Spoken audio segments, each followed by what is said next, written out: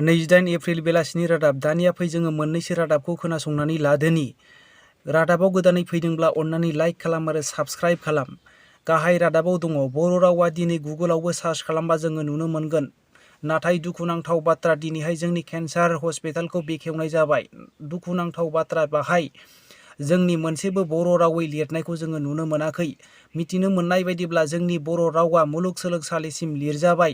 नाथाय दिनैहाय जोङो मिथिनो मोननाय बायदिब्ला गावनि जायगायावनो केन्सार फाहामसालियावहाय मोनसेबो बर' रावजों लिरजायाखै। एसामिस आरो इंलिस रावजोंल' लिरजानायखौ जोङो नुनो मोनो।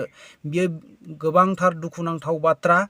बेखौहाय डक्टर निलुत कुमाराबो बिथाङा मैया नायदोंमोन, नाथाय बिथाङाबो नायस'नाया दुखुनांथाव बाथ्रा। मिथिनो मोननाय बायदिब्ला प्रमद बर' बिथाङाबो नायदोंमोन आरो एमएलए जिरन बसुमतारी आरो लरेन्स इस्लारियाबो नायदोंमोन। बेखौ नायस'नाया गोबांथार दुखुनांथाव बाथ्रा होननानै गोबां सुबुङानो दुखु मोननाय फोरमायदों।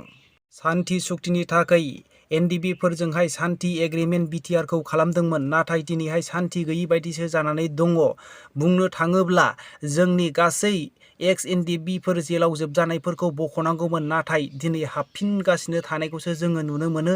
बियो गोबांथार दुखुनांथावनि बाथ्रा। दिनैहाय जोङो मिथिनो मोननाय जादों धेमाजि जिल्लानि जनाइनि रनुज तुलसिया बियो हाजिर जानोसो फैदोंमोन उदालगुरि कर्टआव, नाथाय बेखौ हमनानै जेलाव सोफिनबाय होननानै मिथिनो मोननाय जादों।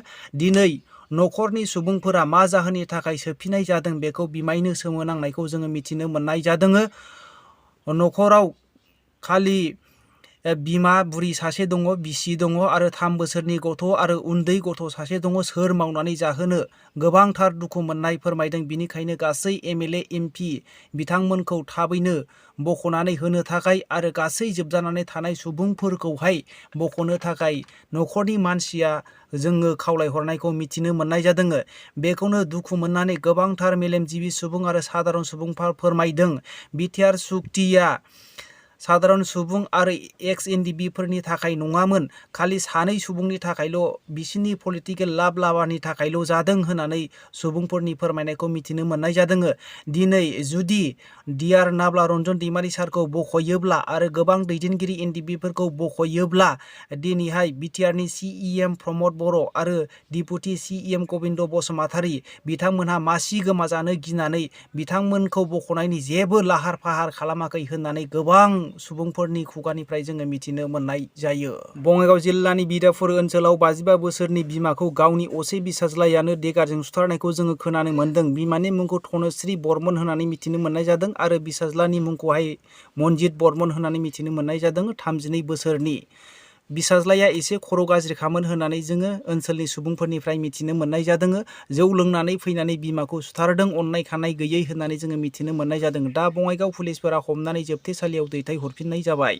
नरेन्द्र मोदी दैदेननाय बिजेपि सरकारा पिएम किसान यजनानि गेजेरजोंहाय 60 बोसोरनि बारा हालुवाफोरनो 3,000 राङै दानसेयाव होनो थाखाय थि खालामनानै लाबाय होननानै जोङो सुलुंनिफ्राय मिथिनो मोननाय जायो। उत्तर प्रदेश सरकारा मैया बेलासिनि 4 बाजियावहाय मस्जिदनिफ्रायहाय गोबां लाउड स्पिकार होनानै दामनायनि जाहोनाव आयेननि बेरेखायैहाय जेबायदि कर्टआ बिथोन होदोंमोन बेनिफ्राय बांसिन रियान दामनायनि जाहोनावहाय 10,923 माइकफोरखौ बोख्लायनानै लाबोबाय होननानै जोङो मिथिनो मोननाय जादों।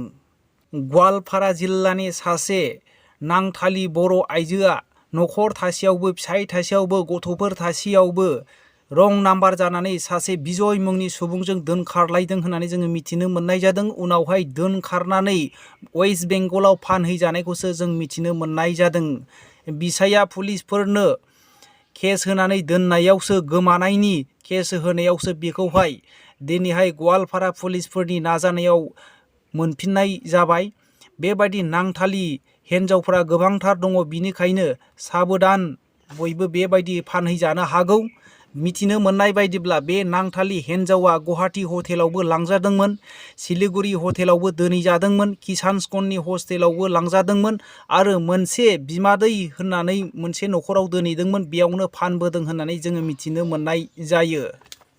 सानै सेंग्राया उदां आलफायाव हाबैनो नागिरनानै सानै हौवासा गथ'फोरखौ हमनो हानाय जादों। आसाम राइफलनि नाजानायाव बिसोरनि मुंखौ राजेश गगৈ आरो बिक्रम मरम होननानै मिथिनो मोननाय जादों। मिथिनो मोननाय बायदिब्ला बिसोरो तिनिसुकियानि थागिबिमोन बिसोरखौ मोनसे दखानाव साहा लोंबाय थानायावनो एरेस्ट खालामनो हादों होननानै जोङो मिथिनो मोननाय जादों। दा बिसोरखौ एरेस्ट खालामनानै जोबथेसालियाव दैथायहरबाय होननानै जोङो मिथिनो मोननाय जायो। दिनैहाय गुवाहाटी सिटियावहाय बिजेपि हानजाया 600था गं सिटि बासखौहाय बुकिं खालामनायनि जाहोनावहाय फिसा फालांगि खालामग्रा आरो स्कुल कलेजाव थांग्रा गथ'फ्रा गोबांथार खस्थ'आव गोग्लैनो गोनां जादों होननानै जोङो मिथिनो मोननाय जादों। बिजेपि सरकारा नरेन्द्र मदि फैनाय मिटिंआव लोगो लाहैनो थाखाय 600था सिटि बासखौ बुकिं खालामदों होननानै जोङो मिथिनो मोननाय जायो।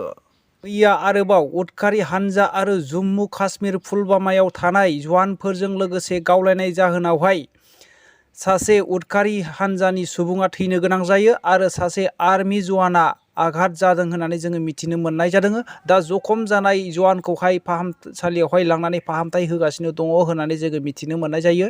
दिनै बेलासिनि रादाबा एसेनोसै। सोरबाफोर रादाबाव गोदानै फैदोंब्ला अन्नानै लाइक खालाम आरो साबस्क्राइब खालाम। जै बर' हारिनि जै।